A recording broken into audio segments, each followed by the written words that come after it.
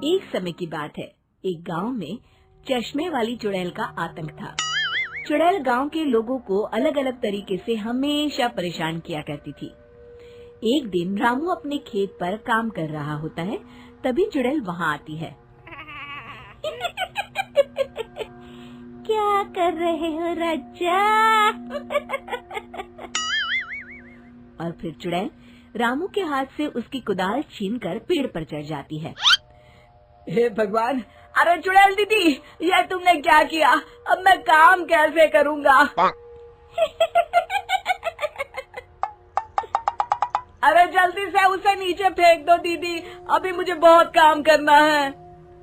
चुड़ैल रामू की कुदाल नीचे फेंक देती है और वो सीधे रामू के सर पर आ गिरती है।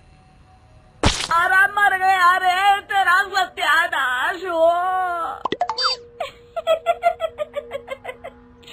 अरे बेवकूफ, तूने ही तो कहा था नीचे फेंक, तो मैंने फेंक दी। चुड़ैल हंसते हुए वहाँ से चली जाती है। एक दिन गिरधारी अपने दहेज में मिले नए स्कूटर को चलाने के लिए घर के बाहर सड़क पर ले आता है। तभी उसकी पत्नी उसे आवाज देती है। अरे सुनिए जी, आप अपना बटुआ घर पर भूल गए हैं, इसे लेते जाइए। गिरधारी स्कूटर पर चाबी लगी छोड़कर बटुआ लेने घर के अंदर चला जाता है।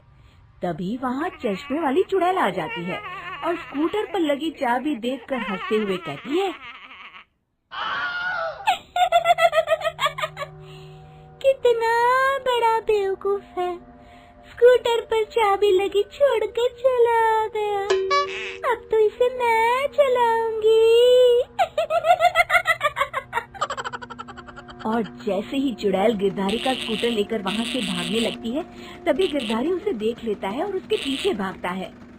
अरे ना समझ चुड़ैल, मेरा स्कूटर लेकर कहाँ जा रही है? अरे मेरा स्कूटर वापस कर दे, कल ही दहेज में आया है। अरे कोई तो उसे पकड़ो। चुड़ैल गिरधारी का स्कूटर लेकर दूर निकल जाती है। इसी तरह आए दिन चुड़ैल गांव को किसी न किसी तरह परेशान करती रहती थी। धीरे धीरे सभी गांव वालों में उस चुड़ैल का खौफ इतना बढ़ जाता है कि कुछ गांव वाले तो उस चुड़ैल की रोज रोज की हरकतों से तंग आकर हमेशा के लिए गांव छोड़कर चले जाते हैं।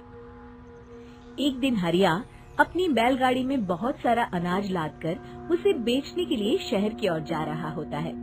तभी अचानक रास्ते में उसे चश्मे वाली चुड़ैल मिल जाती है। हरिया चुड़ैल को देखकर